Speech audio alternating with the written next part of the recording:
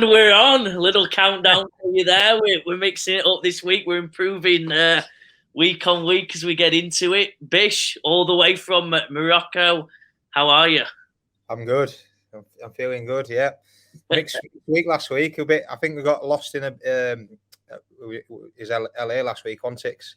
I think we had a bit of an issue with one of my bets and the lines, but yeah, not as good as I thought last week. I got out of the stadium last week at New York and I saw Jay Williams touchdown, and I thought it was Jamal Williams. I thought, yes, one of my best bets is in, and then I had a look and it was Jameson Williams, so that were a nightmare as well. But apart from that, yeah, we're doing good. I'm almost back on English time now, so Morocco only 1 hour ahead. So I had a good sleep and ready to go with this week's preview.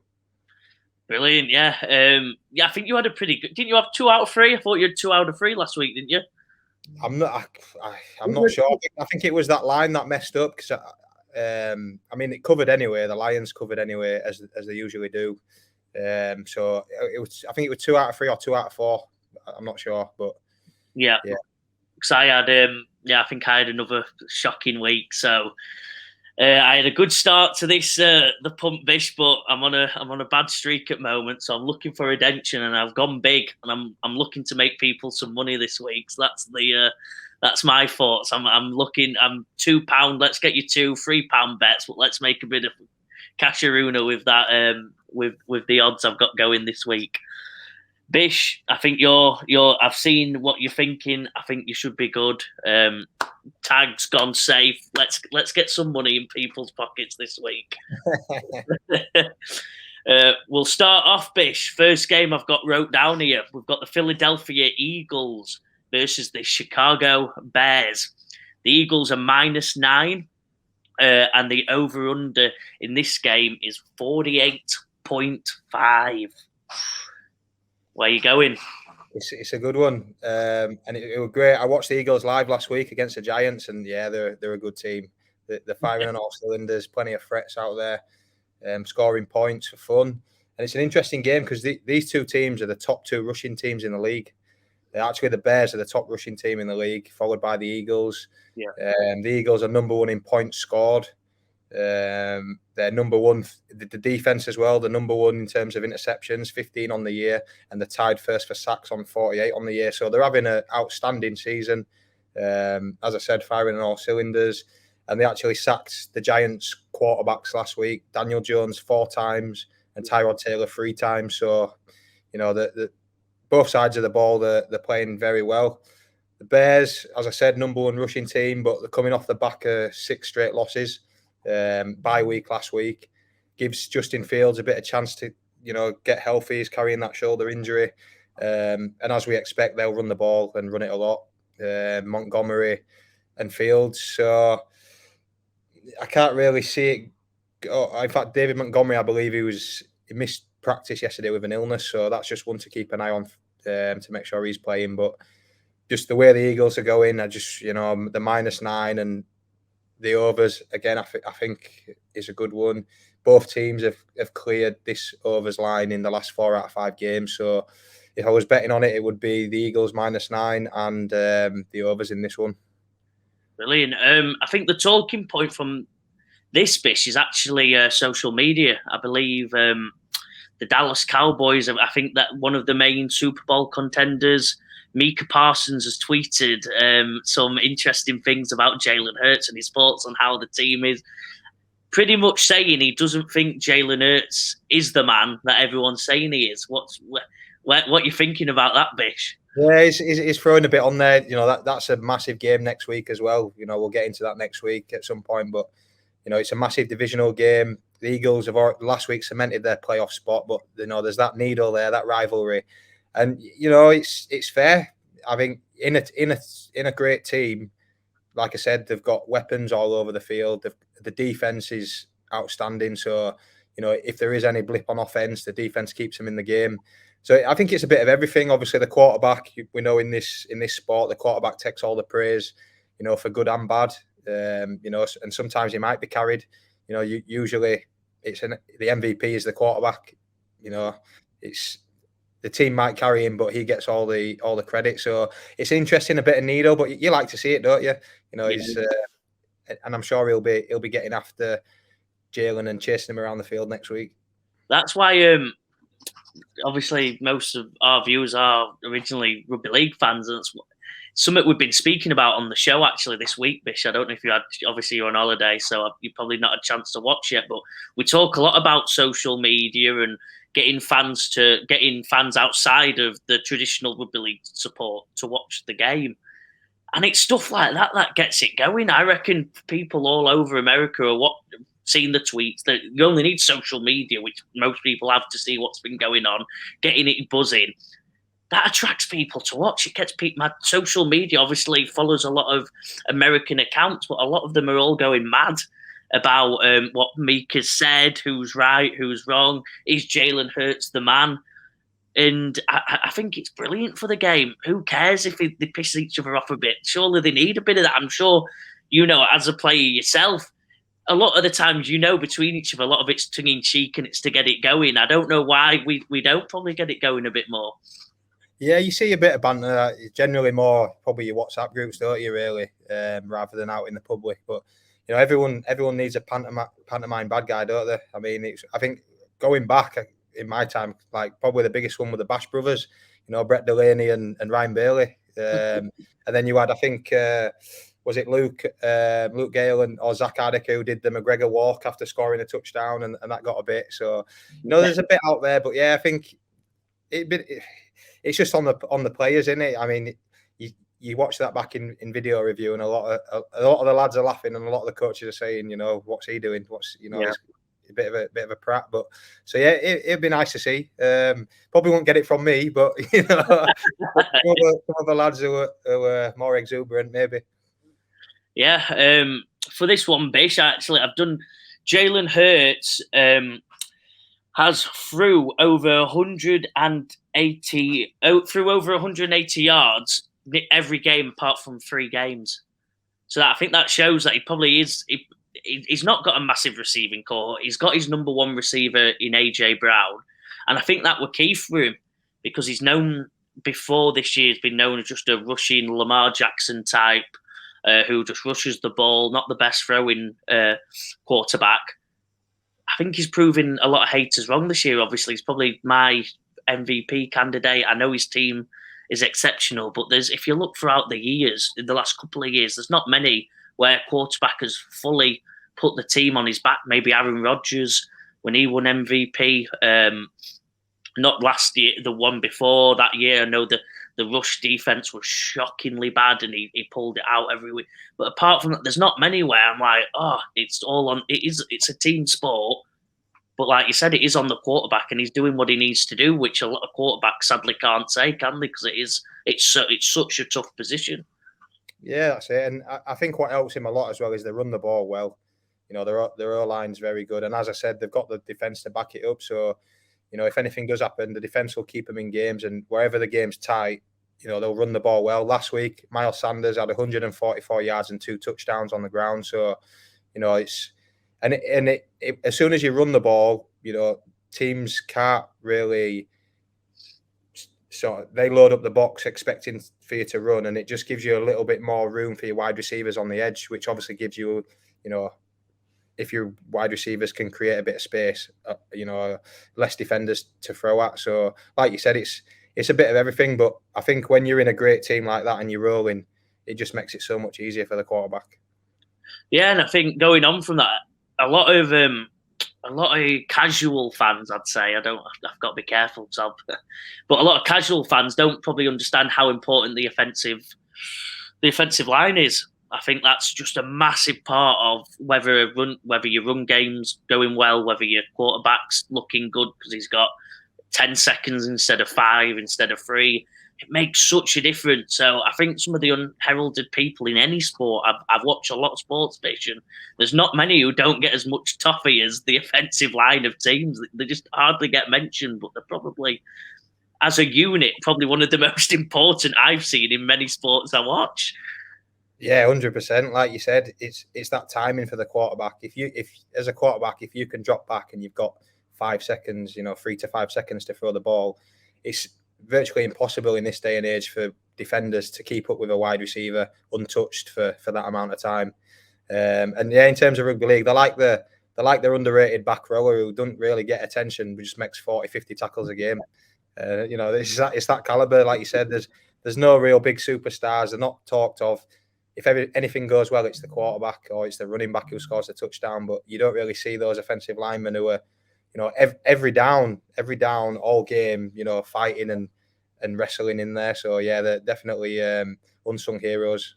And for this year with Philadelphia, you've got to say Jason Kelsey, haven't you? Obviously, his brother gets more of the limelight, but he's probably the most unheralded player in the league. He's getting his name out there with his own podcast, putting that on last week. Genius, hilarious, I love it. But how good has he been? There's a clip of him putting someone on the ground or flipping someone or just making an amazing play every single week. But again, just don't get talked about that much. No, that's it. You just don't see it, do you? It's not the glitz and glamour. So it's the ugly side of the game that you need for the superstars to do their thing. So yeah, and some of his outfits that he wears to games are, mad, aren't they? Only thing I've got to support the Chicago Bears, because I think with how good Philadelphia have been, I don't take a brave man to go Chicago. But the only point I've got, which viewers might find interesting, is that Philadelphia haven't faced many mobile quarterbacks this year. Went down the list, and throughout my own category, I know it's a tough one to say who's mobile and who's not, but I kind of ranked them myself. They've only really faced Kyler Murray, who's a genuinely big running threat at the quarterback position. So it might be something they've not really faced much, and it was one of their worst performances, statistically wise, against the Cardinals. The defense did not do that well, so that was, I think, week 3 or week 4 of the NFL. Obviously, a long time ago now. They look better and better each week, but it might be something interesting for viewers. You know what I mean? To maybe have a punt on Fields doing something interesting, maybe getting a lot of rushing yards, or maybe it'd be closer on the handicap. But like you said, Bish, I think it takes a brave man to not go with Philadelphia here, doesn't it? Yeah, it does. I think just throwing that in as well. You've also got, obviously, they're in the playoffs now. They've got that massive game next week, so it could be one where they're looking past a little bit, maybe easing off a little bit. But yeah, like you said, it is hard. With Chicago, I think I just don't see any massive explosive other than Justin Fields running. Like in terms of passing the ball, there's not really any massive explosive players that I think can hurt Eagles. So I think even if Eagles do stutter a little bit, it'll still be a close game because I don't think the Bears will be able to run away with it, which then I believe late will give the Eagles chance, if they are, behind or not far from the spread, to do enough to cover the spread. And they've got Dallas Goedert back as well. Yeah, he's back as well. Massive player for them, obviously in receiving and to support that offensive line. Obviously, being a tight end, doing a bit of everything. You can only see Philadelphia winning this easily. Last words. Yeah, it is every week. But I think, I can only see Philadelphia take the -9 on this. Next game, Bish, we've got the Kansas City Chiefs versus the Houston Texans. One of the biggest favourites for this week. Obviously, Kansas City being -14, and the over/under is 49.5. So obviously they can just see Chiefs running wild in this one. But have you got anything? Have you got anything special to say about this one, Bish? I've got an interesting one here. I'll go through it first and then hit you with it at the end. But yeah, they're looking good. The Chiefs are. They're 10-3 at the minute, level at the top with Buffalo. And just, you were talking about Jalen Hurts MVP there. I think Mahomes is up there for me. I mean, all the talk of him losing Tyreek Hill at the beginning of the season, or he's going to struggle, and I think he's got better. If I'm honest, I think it's allowed him to use other options and not just always fix on Tyreek Hill. I think that they're currently the best ranked offense in the league, passing offense in the league, averaging 320 yards. And we're speaking about tight ends.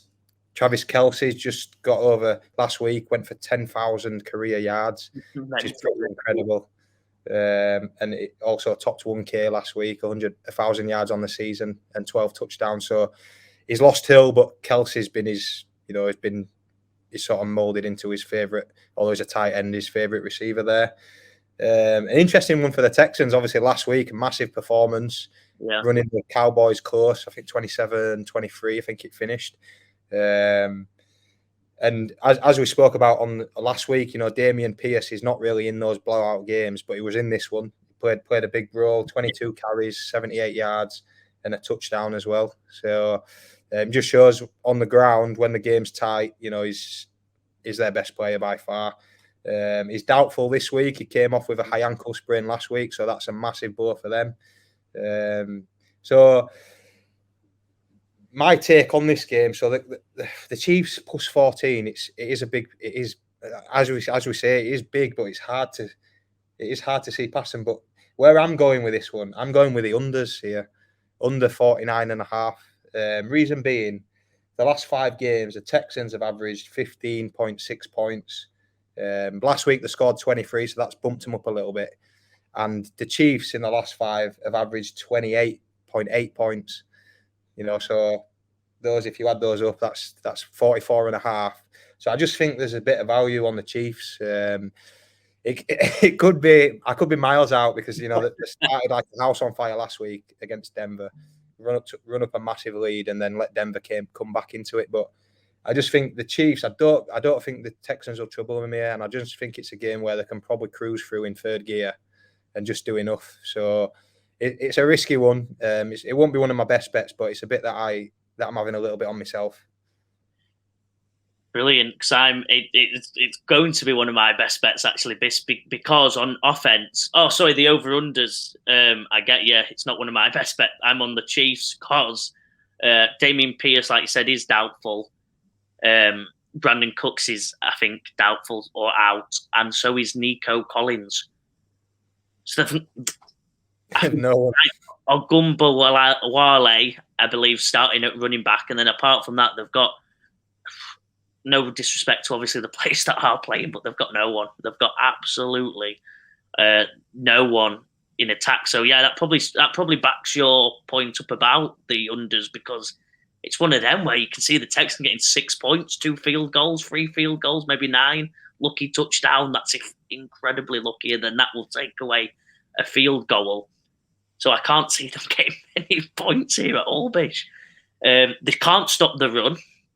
That's the only thing that interests me, because it's probably what the Chiefs are worst at in what they're. You know what I mean? To say they're an amazing offense, you'd say they're worse at the run. So whether the Chiefs can fully take advantage of how bad they are in defense is obviously something that'd be interesting to me. You know what I mean? As the amazing passing, but can Pacheco and McKinnon go wild? Maybe, maybe not.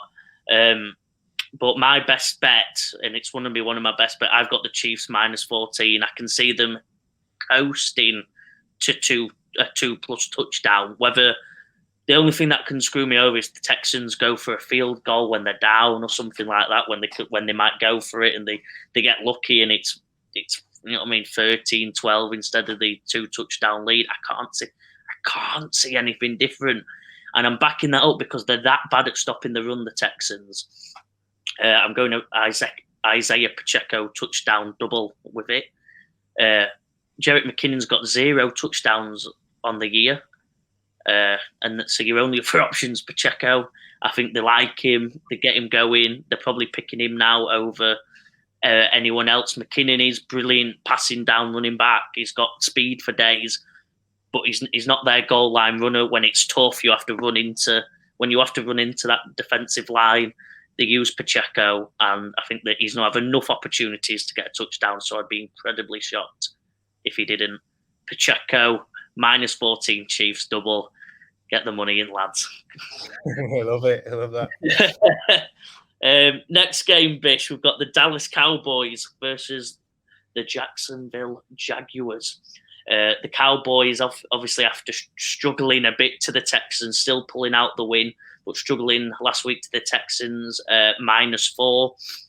And obviously, the over-under on this game is 48. Where are you seeing it? Yeah, it's a very ugly win.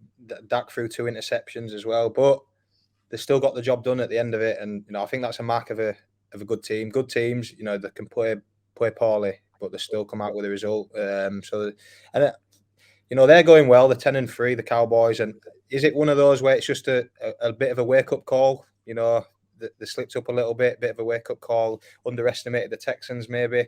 You know, there's still a, you know, a high powered offense, third in the league in terms of scoring, and third against in terms of points as well. So again, a bit like the Philadelphia Eagles, you know, both sides of the ball are playing really well.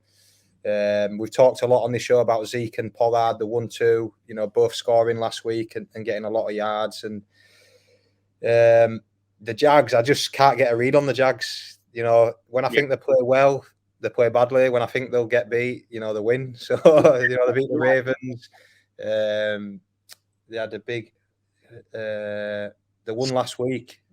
The Titans, they beat the Titans last week as well.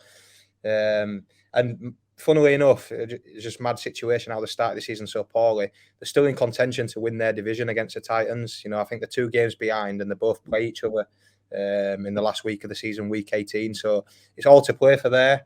Lawrence seems to be finding a bit of form, you know, making some nice throws. Last week he had 368 yards and 3 touchdowns. And following their sequence, as I spoke about last week, they've gone win, loss, win, loss, win. So this one. Oh, it fitted the sequence, yeah. It fit the sequence, so I'm going to keep that sequence, and I'm going to go with a loss for them this week. So one of my best bets is the Cowboys -4. You know, that's one I'm on. And also I like the overs in this. Cowboys have hit this point mark in 4 out of their last 5, and the Jags have hit it in the last 3 as well. So 48 points, I think that'll be overs. And yeah, I'm fancying the Cowboys for a big sort of wake up call from last week, a big bounce back, and hopefully I'll get it right on the Jags this week. I like it. Like you said, yeah, the Jags have won 3 out of the last 5. 2 games behind the Titans. Titans are really struggling, aren't they? So it's all to play for the Jags. I think what probably explains maybe their inconsistencies, they're just a really young team. I think they're obviously being led by Trevor Lawrence. They've got ETN, running back rookie. I think most of the wide receivers, they got young lads. So I think it's just a young team that have got the potential to be a brilliant one, maybe in the few years, but struggle consistently. So yeah, I'm with you, Bish. The Jacksonville defense struggles as well. So I just think Dallas are just going to do what they have to do here and win. Show the coach, show the fans that they're being serious, that they're taking it seriously, and they're not coasting like they probably did for a lot of the game last week. So yeah, I think you've covered it nicely, Bish. Dallas Cowboys -4. Let's go. Come on, Cowboys. No, nothing on Zeke or Pollard touchdown. Yeah, I'm just gonna back off that and leave that up to Tag, the touchdown scorers for the while. I'm trying to break it down where I've got one against a spread, a player prop line, and then an overs. So I'm trying to make that sequence. So we'll see how that goes. Brilliant, I like it. We've got the Detroit Lions versus the New York Jets next. Most importantly, I've got to mention straight away, Detroit are 6-7, can still make the playoffs. New York Jets 7-6, still in the playoff hunt. The Jets are actually favourite at -1.5, and the over/under is 44.5. Bish, I got. So, where's your head going here?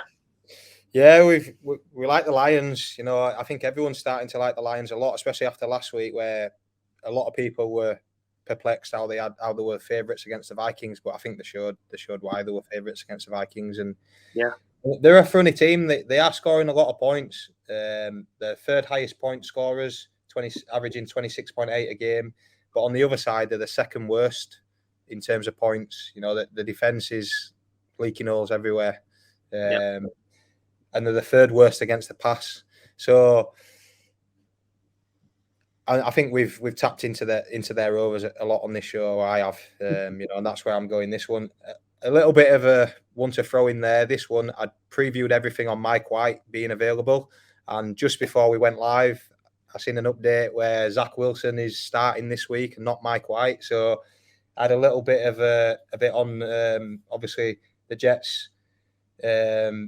Mike White coming in and passing a lot, and the Lions defense, passing defense being terrible. So I had a little prop on Mike White there, but I'm not gonna go with that with Zach Wilson coming in. He's still got all the weapons there. That the fear is still there. He's got Garrett Wilson, potentially offensive rookie of the year. You've got Elijah Moore as well. I think Corey Davis has got a concussion, so I'm not sure he's a go. They've got, you've got your running backs there as well, in Michael Carter, and the young rookie that's been playing, Zonovan Knight, I believe. So they've got plenty of weapons on offense. Zach Wilson's come back in. Maybe he's learned his lesson, or for whatever reason he got dropped in the first place, and he's there for a bit of redemption. But as always with this one, I'm on Lions overs, and that will be one of my best bets. They've not failed us yet, I don't believe. And the line at 44.5 for the, obviously the Jets have a great defense. We've talked about that before, but for the Lions, 44.5, I think that's very low. So yeah, I think I'll be having a bit of that. Yeah, I can't see anything else. Like you said, I've got. I think the interesting thing about this game, I like my matchups going against each other. It's Sauce Gardner versus I've just gone blank. Detroit St. Brown. Yeah, it's Sauce versus Amon-Ra, two of the best names in the game. Amon-Ra has been unbelievable this year, and he's just getting better and better week on week. I think he scored 4 touchdowns in his last 3 games. You've got Sauce Gardner, who's in line to he's probably going to be the defensive rookie of the year. And he's probably in the shout for being one of the defensive players of the year. He's been unbelievable. So I think that matchup really excites me. And I think I need to follow I think throughout all of it, I'm going to be watching that one. I think the Jets overall, cornerbacks are brilliant. The Detroit and their attack's been brilliant. So we'll see who's better. And I've got Detroit being better. I've bet against them too many times this year, Bish, and every time they prove me wrong. And I think their offense doesn't seem to matter whether it's a great defense or not. I think the only time they got shut down by New England, apart from losing to New England quite badly. They've given it a good go. They've definitely lost, but they've given it a good go every single game, not dependent on how good the opponent's defense is or not. So I've got Goff doing well, and strangely, Detroit's defense seemed to come up because I think the coach has got them that wanting to win, that will to win on that team is just the best I've seen in any team in a few years. He's got them at it, so I think they do make plays. They seem to be terrible, but then they make plays when it matters, and I think that's part of the reason that's got them the wins. Because they had such a bad start, and he's got them going. And when they need to make a play, Aiden Hutchinson, and they seem to make the plays when it counts. So I've got Detroit winning this on the money line. I don't like to play around with the you can go 1.5. Pretty much is the money line. You might as well go 1.5 if you're feeling brave. But I could see it by a field goal. I think it's going to be close, but I can't see Detroit losing this. They're on a roll, and I think they want that playoff spot to prove everyone wrong.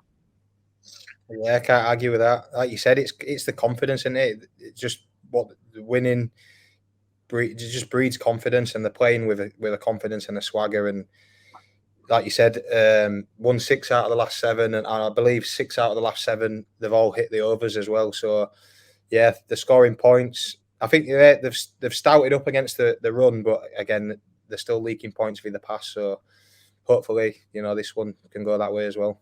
Yeah, and the New York Jets get sacked a lot. So whether that's Mike White or Zach Wilson, I know in last week's game, Mike White got sacked twice. I think that's normal for them. So I can see Hutchinson and that Detroit defensive line actually getting a couple of sacks here, because that's where Jets seem to struggle, that offensive line. And then especially with Zach Wilson coming in, he's got a point to prove, but is he the guy? I think by what we're saying here, we're probably saying no. Yeah, it's a tough. Yeah, it's just the reaction of the, you see the sort of body language from the reactions from when he was starting before, the wide receivers complaining about not getting the ball, and then Mike White comes in, and you see on the TV they're all celebrating, they're all messaging on social media Mike White. So it's just that you can pick up little things from that. So obviously Zach Wilson coming in, how does that affect the chemistry with those wide receivers? So it's it'd be an interesting one to see how he slots back in and whether he can pick it up, or is it's the same Zach Wilson that we saw earlier on in the season. Yeah, fair overview. Yeah, let's go. So we've got second to last one. We've got the Pittsburgh Steelers versus the Carolina Panthers. Carolina are -3 for this, and the over/under, which I can't get my head around. You'll have to maybe give me a bit of insight here, Bish. It's 37.5. I got it on. Explain it to me, Bish. Explain why. It's a weird game, this one. I've looked at this like 2 or 3 times. I looked at it, did my research, went away, and I just thought it's not much in it for me. Like, I think the two teams that just sort of cancel each other out. The Steelers are the Steelers. They run the ball well, defend well. They're not the 5-8. They're going to have to win every game to get a winning season, to keep Mike Tomlin's record of 15 up. It's not looking likely. Carolina, surprisingly, they're still in that division. They're still in the hunt to win the division, let alone the playoffs. It's just a crazy division, and I think they've won 2 out of the last. Sorry, they've won 3 out of the last 4. 3 out of the last 4 back-to-back wins. Yeah, impressive one last week against the Seahawks, and they're running the ball for fun at the minute. Well, they were last week. Devontae Foreman and Chuba Hubbard both over 70 yards. I think 40 plus carries, combined running the ball, and 2 touchdowns as well last week. Can they do that against Pittsburgh? I'm not sure. Pittsburgh's run defense is up there with the best in the league, and it's just a game where I see cancelling each other out, really, and maybe that's where the low unders comes in. But if anything, for me, I would lean the Steelers, but not massively. But yeah, I'm probably avoiding this one.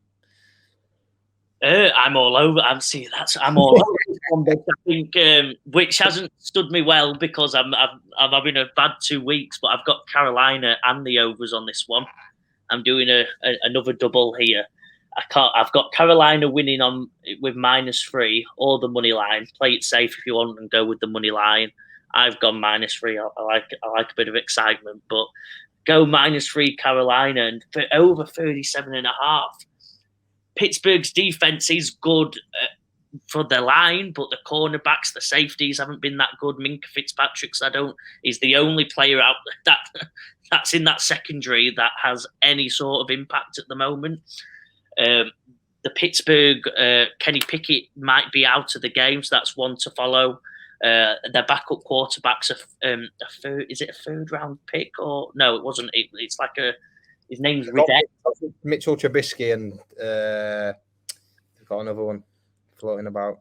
Yeah, well, it's we'll see whether we'll see who goes in there, but I can't see Pittsburgh winning this one, Bish. I think Tomlin might have to give up on that amazing record. Carolina seem to be coming together under Steve Wilkes. They've got the new coach in. He seems to be making them rock, similar to what Detroit did last year. I think Detroit at the end of last year went on a big run when they got their new coaching, and I think the same thing's happening here, where they've actually got a decent team. They've got a bad reputation, but you actually look at the names. DJ Moore, both running backs, like you said, have been unbelievable the past couple of weeks. They're coming together, and I can see them winning. Sam Darnold's back. I like Sam. I said it last week on the show. I like Sam. I feel like he got a really hard shot of it on the Jets when he was there. I like him, and I've got Carolina winning -3. and the over of 37.5 because I think Carolina will get the points. They've got the offense to get the points, and I think Pittsburgh will struggle. But 37.5 is pretty low, Bish, and I can see it going over. I can see it going over on that one. So I'm confident with this one. Surprisingly, I'm pretty confident. Yeah, that's good. Yeah, it's. I just couldn't pick it, so yeah, let's all jump on Joe's there. Well, let's hope so. Let's hope I can get back in the winning books. And the final game, Bish, we've made it to the end. We've got the Atlanta. Pardon me. We've got the Atlanta Falcons versus the New Orleans Saints. The Saints are favourites with a -4 points, and we've got the over under being 43.5. What do you think? It's a big one. It's a big divisional game, isn't it? And as we just spoke about with the Panthers, it's up for grabs here. You know, the Bucs are stuttering the way. You know, finding a way of keeping everyone close to them. The interesting one here for me is Atlanta Falcons are 5-8. You know that they're very close to being top of the division, and they're changing the quarterback. They're bringing in the rookie Desmond Ridder. I looked down and I looked at the wrong. They were a line below, and that's what I meant with the Pittsburgh. Sorry, that's it. I'm sorry. I apologise. I read the wrong line. Yeah, so it's a bit of a weird one for me. You know, reading up on it a little bit from what's saying, there's a bit gone on with Mariota and he's left the team, and I'm not sure what's going on there. But yeah, it's a strange time to do it. To bring, obviously they want to see what they've got in him, but being obviously still very much in the hunt for the division, to bring a rookie in is an interesting one. The Saints, what I like, it's probably been a bit of a stop-start year for them. Not a great year, to be honest. At the beginning of the season, I had them to make the playoffs. They massively disappointed me. But one thing I have liked about him is Chris Olave, rookie wide receiver. He's come in.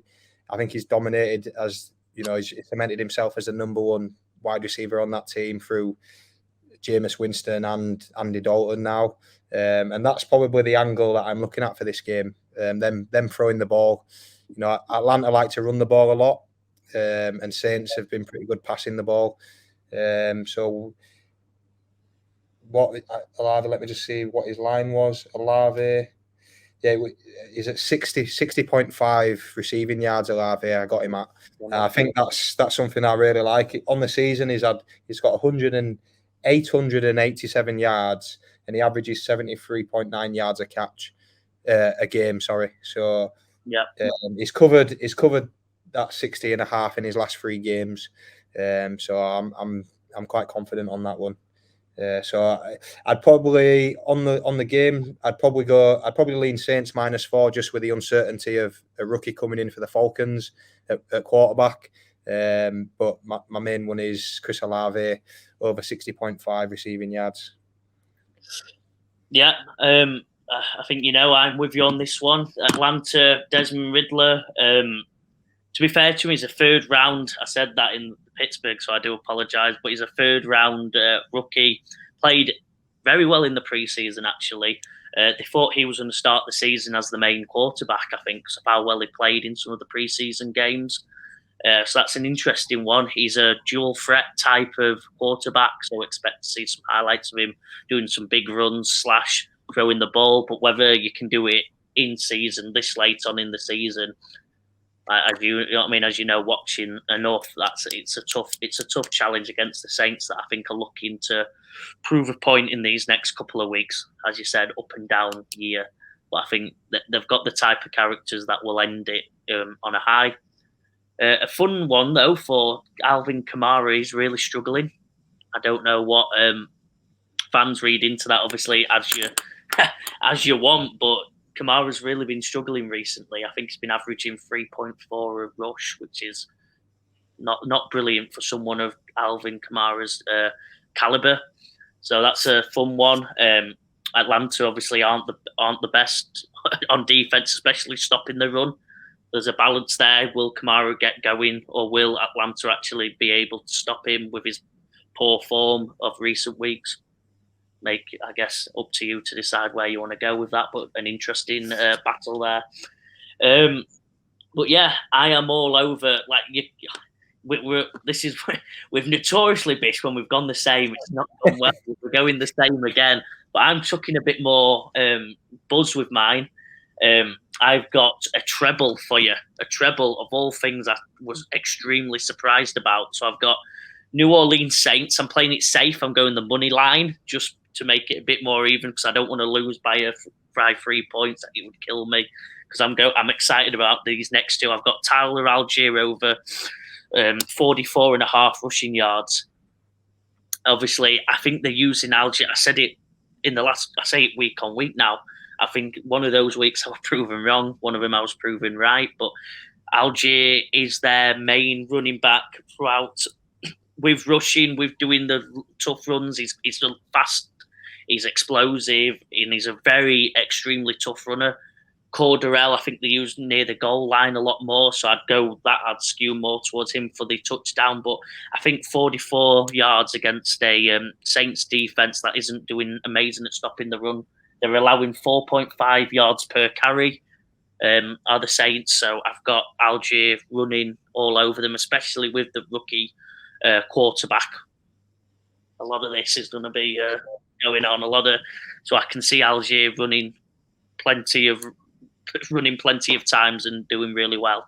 So 44 rushing, and then with you, Bish, it's not gone well for us in the past.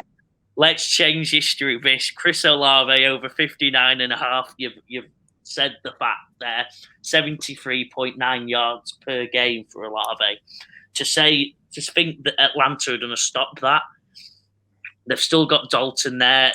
It might be back and forth in attack, but that Atlanta defense isn't good enough to stop 59.5 yards. So I've got a treble. Moneyline Saints. Tyler Algier over 44.5 rushing yards. Chris Olave over 50. I got it, over 59.5.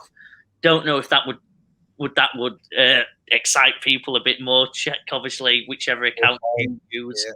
But I've got 1 yard on Bish. So if he ends up at 60, I'm laughing. But no, so yeah, a bit of an exciting one for you there, Bish. But that's it. I believe it's a game of inches, isn't it? It's a game of inches. That 1 yard could be the difference. That would be devastating as well. But it's time, Bish. Let's get it on for tags, touchdown, treble. Oof. Tags, touchdown, treble. He's coming in this week, and I think he's eased back a little bit this week, and he's gone for some, well, what we think are bankers, so which is determined by the price. So we're going with Alvin Kamara, Miles Sanders, and Travis Kelce.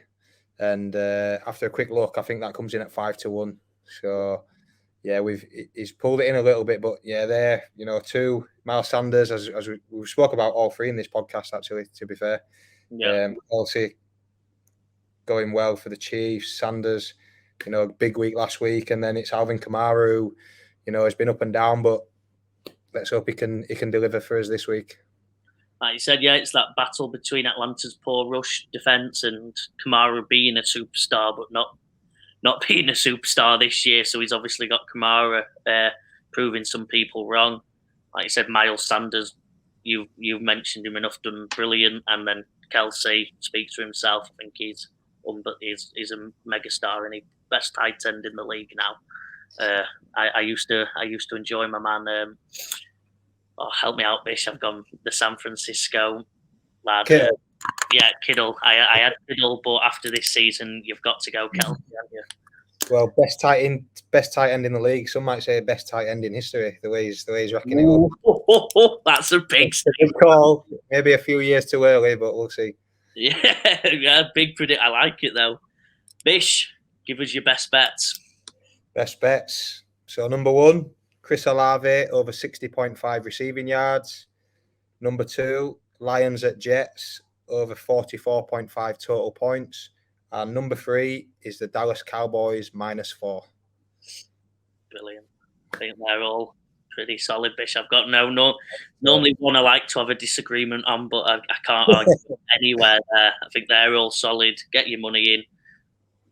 Tags should happen. Yours should happen.